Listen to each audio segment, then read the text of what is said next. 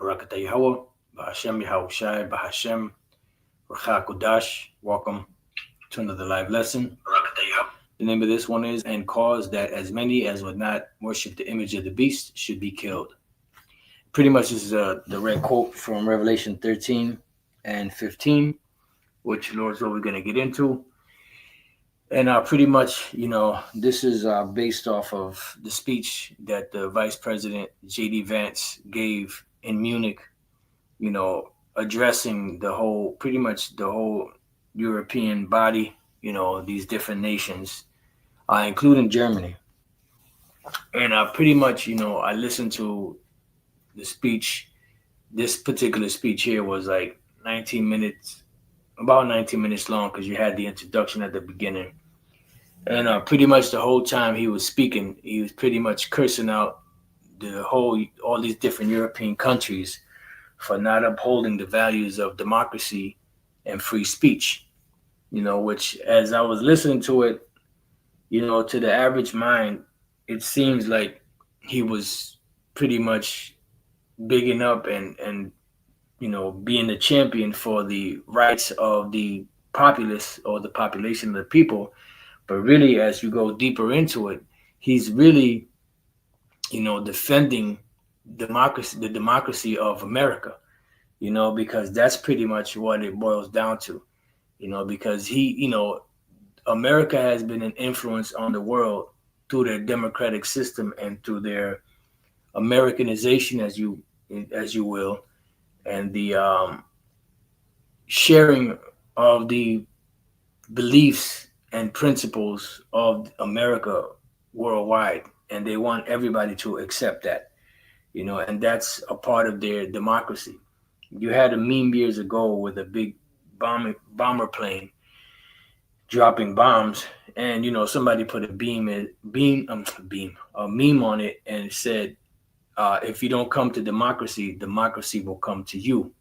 And pretty much this is America's way of strong arming these European nations, into accepting the values of America. Otherwise, you will be shut out.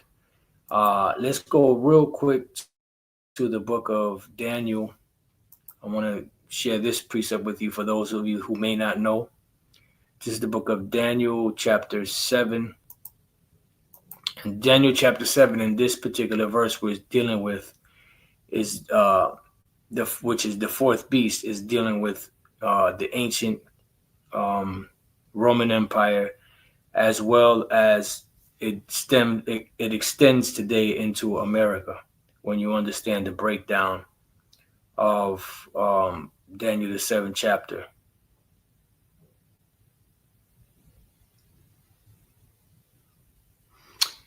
Just bear with me 1 second while I find this precept right here. Daniel 7 and 20. I'll start at 19.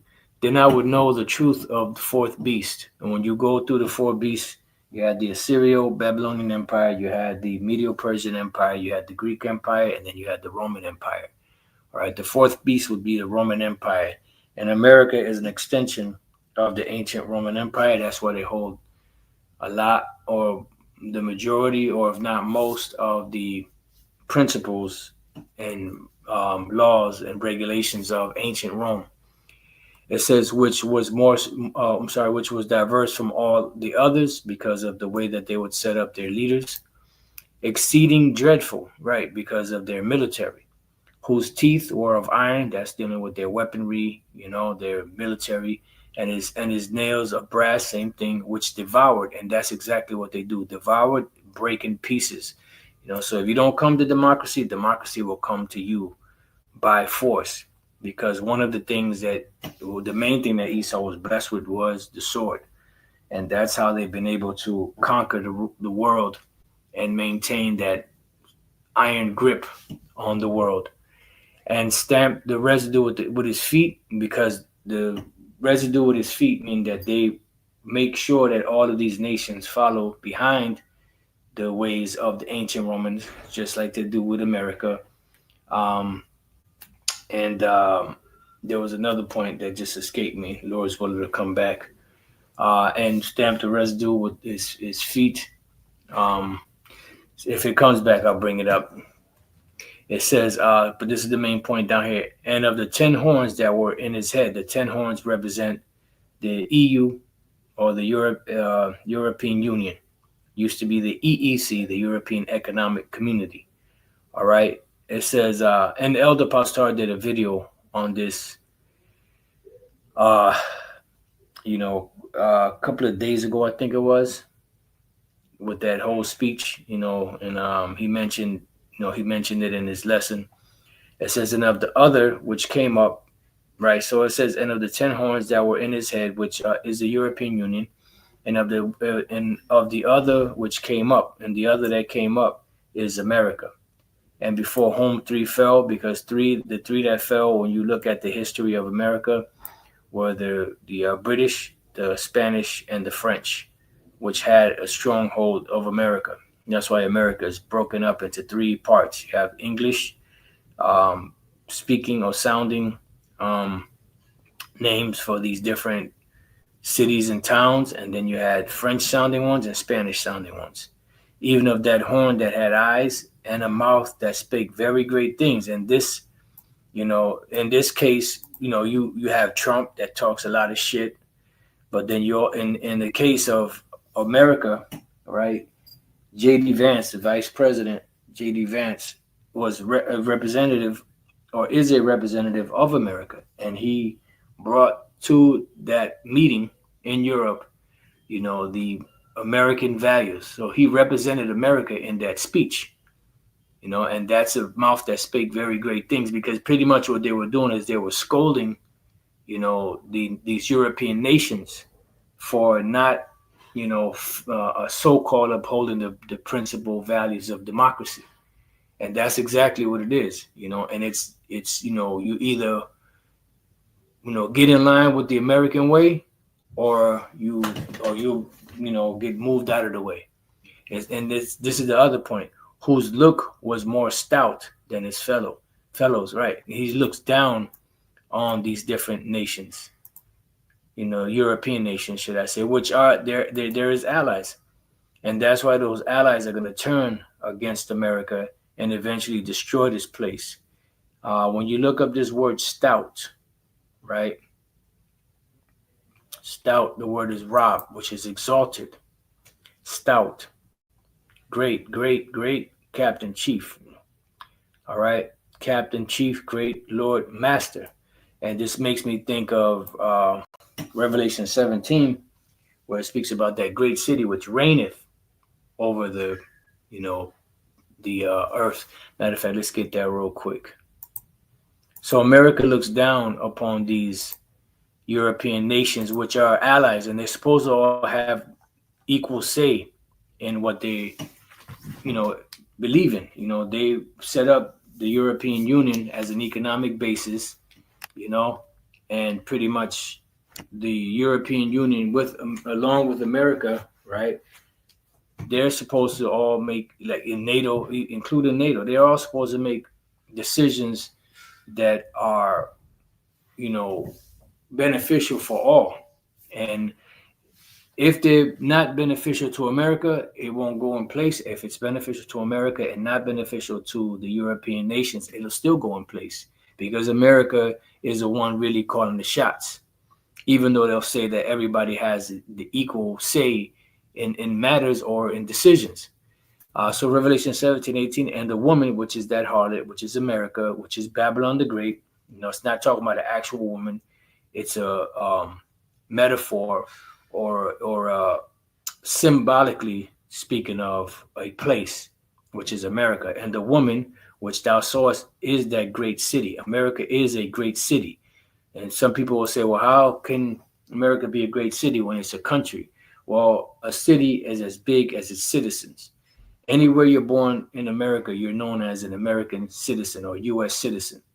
All right. So the city is as big as its people. So this so-called country is really a giant city.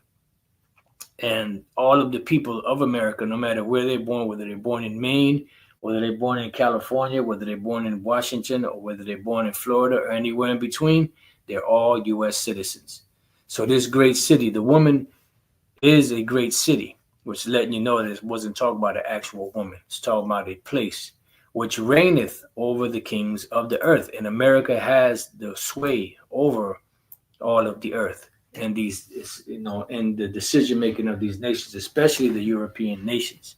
And pretty much America was playing the daddy through J.D. Vance on those European nations and pretty much cursing them out, scolding them. And that's why eventually, because the European nations are so-called European nations are pissed at America already, but they just keep digging that hole deeper and deeper because it's prophecy, and the Lord is using that to turn the heart of those nations against America. All right, because they found out they've been lied to. All right, so let's get back to this. Let's get back to this article, or let's get to this article. I put this in the description box. It says the origin of democracy from ancient Greece to modern governments. This is dated February 10th, 2025. Wasn't too long ago. Now, I'm just going to jump to here and jump around a little bit. The evolution of democracy has not been a linear process. Throughout history, democratic ideals have risen and fallen, influenced by war, social movements, technological advancements, and economic developments. And this is pretty much the core of it. And it's pretty much not the influence of the people, because when you break the word democracy down, demo is people and crassy is where you get the word cratic or crat, which is to rule. So the term democracy means rule by the people. But that's the outside or the appearance of what it is meant to be. But it's not, because it's really the international banking families that are the ones influencing everything in the decision making. That's why Maya Angelou, as we quote on a regular, says, "Give me control of a nation's money and I care not who writes his laws." Why? Because the person that controls the money controls whatever goes on in that government.